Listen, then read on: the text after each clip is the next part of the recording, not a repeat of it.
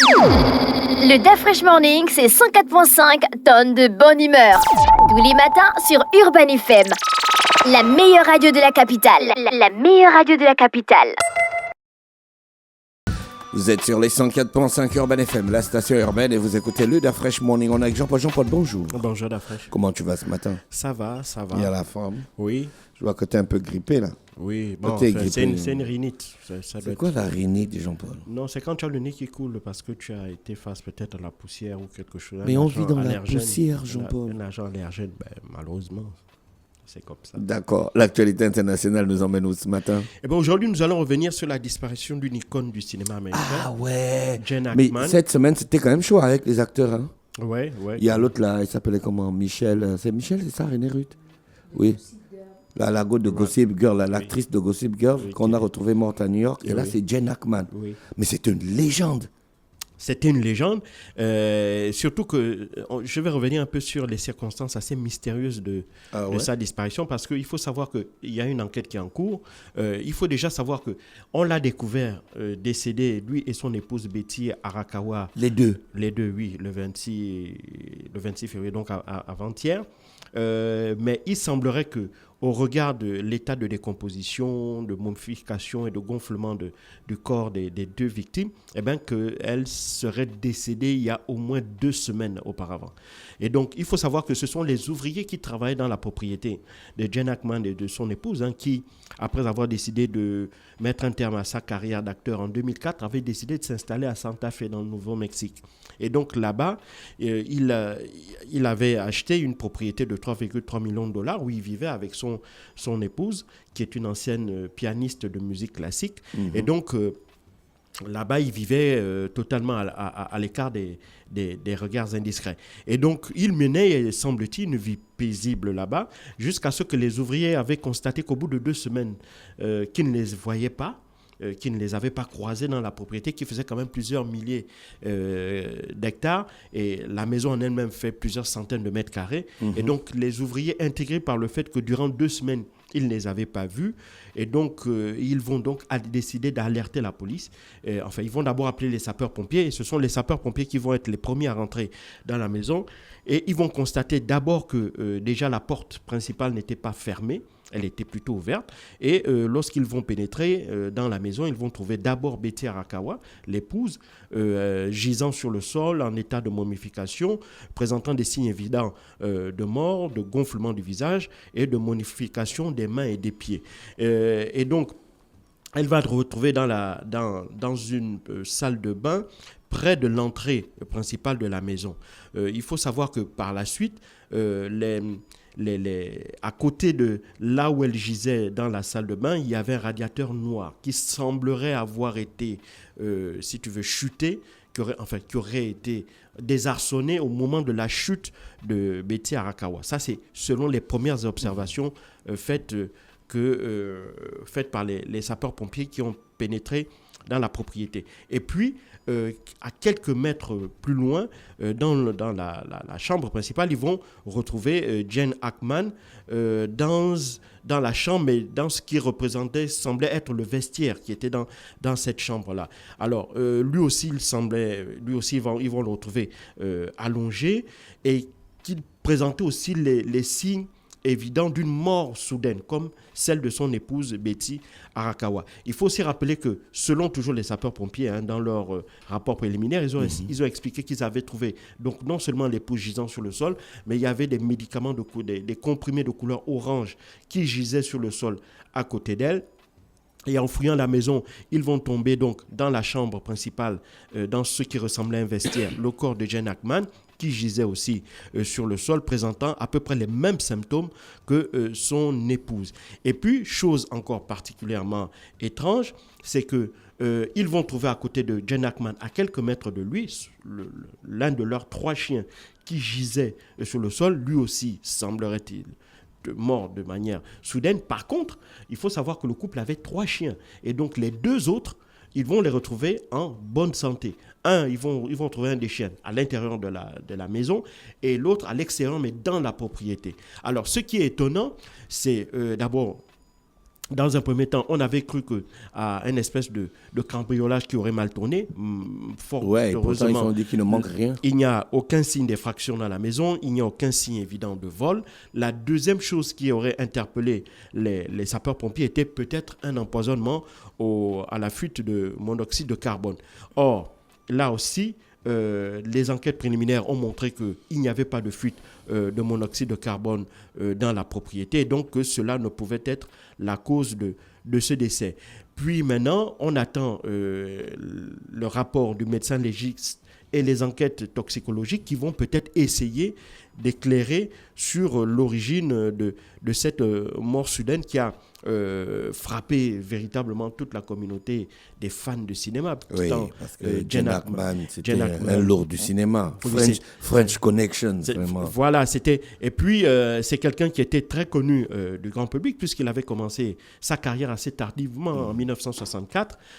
Il avait obtenu un premier rôle dans le film Lily, qui est aux côtés de Warren Buffett, et c'était ce film-là qui lui avait permis de déjà rencontrer Warren Buffett, qui était déjà une personne qui était véritablement établie dans l'industrie cinématographique. Et c'est Warren Buffett qui, quelques années plus tard, en 1967, qui va justement lui proposer de jouer dans un autre film. Ce film-là qui va justement lui permettre d'obtenir son premier Oscar. Et donc ce film-là, il va d'abord dans Bonnie and Clyde, il va jouer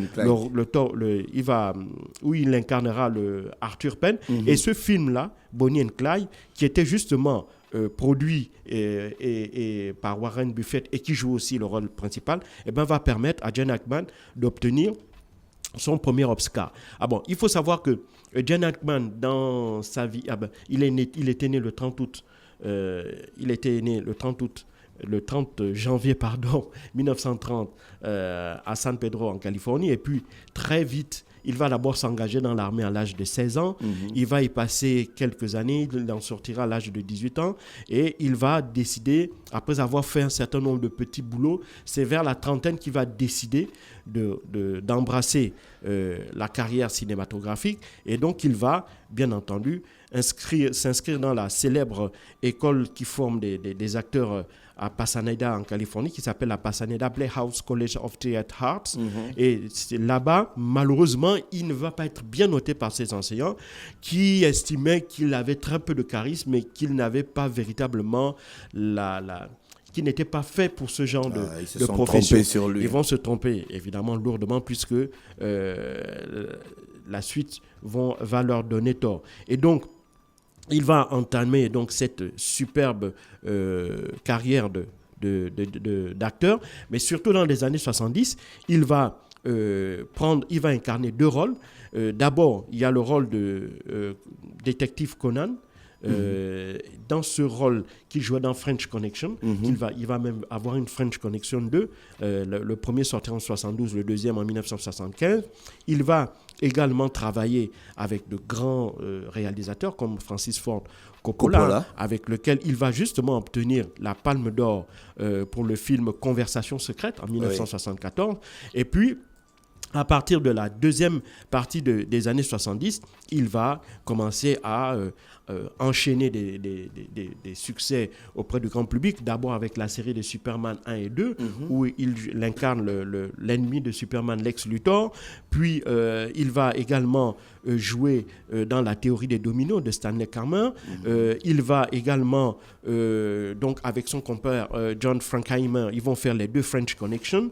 Et puis, il va également, au début des années 80, notamment en 1985, il va jouer deux grands films qui vont lui permettre également de connaître un énorme succès. Le film d'Arthur Penn qui s'intitule Target, et également dans Mississippi Burning en 1988 d'Alan Parker, qui lui vaudra également une seconde nomination en tant que meilleur acteur. Puis, dans la décennie des années 90, il va toujours être aussi actif dans le monde du cinéma. Il va être notamment dans deux grands films, un réalisé par Clint Eastwood en 1992 qui s'intitule Impitoyable, qui va lui valoir justement un deuxième Oscar avec Sharon Stone et Leonardo DiCaprio. Et en 1997, il sera à l'affiche de Plein Pouvoir, un autre film également va lui permettre de se reconnecter véritablement avec le grand public. USS Alabama en 1995, où il partage l'affiche avec Denzel Washington, et Get Shorty, qui sortira également cette même année-là. Et puis, le dernier véritable grand rôle au cinéma qu'il va incarner, ce sera en 1988, aux côtés d'un autre acteur afro-américain, Will Smith, et il va partager l'affiche. En 98. Oui, en 98. Ça, c'est Ennemi d'État. Exactement. Oui, il va partager le 98, rôle. t'avais Ennemi d'État. C'est Voilà. super, Et donc, dans ce rôle, la particularité d'Ennemi d'État, c'est qu'il avait déjà joué un rôle assez similaire. C'est un film d'action. Hein. Voilà, Ennemi d'État, dès que le film commence, on est dans l'action. Exactement. Donc, il avait un rôle assez similaire dans notamment le film Conversation secrète qu'il avait incarné 24 ans auparavant. Donc, quand on entre dans l'ère des années 2000, il va encore, évidemment, être à l'affiche de Suspicion, qui est un remake d'un film français sorti en 1981 de Claude Miller, qui s'intitulait Garde à vue. Et puis, en 2001, on va le voir simultanément dans 4 films, à savoir Beauté empoisonnée, Braquage, La famille Timberbone et En territoire ennemi. Le Mexicain aussi en 2001. Oui. Et donc, et puis après cette série de films de 2001, il va décider à l'âge de 74 ans, en 2004, de mettre un terme à sa carrière. Alors, il faut savoir que Gene Hackman avait 3 filles. Dans ces 3 filles qu'il avait eues d'un premier mariage avec Faye Maltness, qu'il avait épousée durant 4 ou 5 ans. Hein. Ils vont se marier en 1956. Non, ils vont vivre pendant très très longtemps, pardon. Ils sont mariés en 56 et ils vont divorcer en 86. Donc ils vont faire à peu près 30 ans de mariage. Et donc dans ce premier mariage, il va avoir un fils et 2 filles, Christopher Allen, Elizabeth Jane et Leslie Ann Hackman. Puis en 91, il va convoler en secondes noces avec celle qui sera son épouse jusqu'à malheureusement leur décès le 25 février dernier, à savoir Betty Arakawa, avec laquelle il va s'installer notamment dans la ville de Santa Fe au Nouveau-Mexique. Il faut aussi savoir que Gene Hackman avait le goût de la littérature, puisqu'il avait écrit plusieurs ouvrages, dont 5 romans. Et donc, parmi les 5 romans, on sait qu'il y a 3 qui ont été coécrits avec l'archéologue sous-marin Daniel Lehman. Et dans leur premier livre, Wake of the Perdido Star, qui était publié en 1999, il a été publié dans plusieurs langues, y compris en français. Et puis, il faut savoir aussi que Gene Hackman était un passionné de course automobile, puisque entre la fin des années 70 et le début des années 80, il avait participé à plusieurs courses, dont la célèbre 24 heures de Daytona en 1983. Voilà donc ce qu'on peut dépeindre de manière générale de la vie de cette grande star du cinéma américain, et on espère avoir rapidement, ou du moins à l'issue des résultats des autopsies et des examens toxicologiques, qu'on essaye de tu as regardé les films de Gene Hackman? Ah oui, j'en ai regardé des tonnes. Lequel qui t'a le plus plu? Celui que j'ai le plus aimé. Bon, le premier rôle, là où je l'ai vraiment découvert comme acteur, c'est dans les séries de Superman. Oui, Superman 1 et 2. Mais dans le film où je l'ai adoré, c'est dans Impitoyable. Vraiment, le shérif le maire de la ville qui sème la terreur, qui organise ce tournoi, ce duel-là. Et puis, il y avait un casting quand même extraordinaire. Dans Impitoyable, on avait le jeune Leonardo DiCaprio, on avait Sharon Stone, on avait, comment il s'appelle, l'acteur de Gladiator, là, Russell Crowe. Voilà, donc c'était vraiment, et plein d'autres acteurs dont j'oublie les noms. Donc vraiment, le film de Clint Eastwood, Impitoyable, pour moi, c'est le meilleur dans lequel j'ai vu Gene Hackman. Ouais, c'est vraiment tragique sa disparition. Il est mort en 95 ans quand même. Il est mort en 95 ans, ça fait plus de 20 ans, comme je l'avais dit. Il avait décidé de prendre sa retraite et de vivre dans sa propriété avec son épouse. Il recevait régulièrement la visite de ses 2 filles et de sa petite fille filles.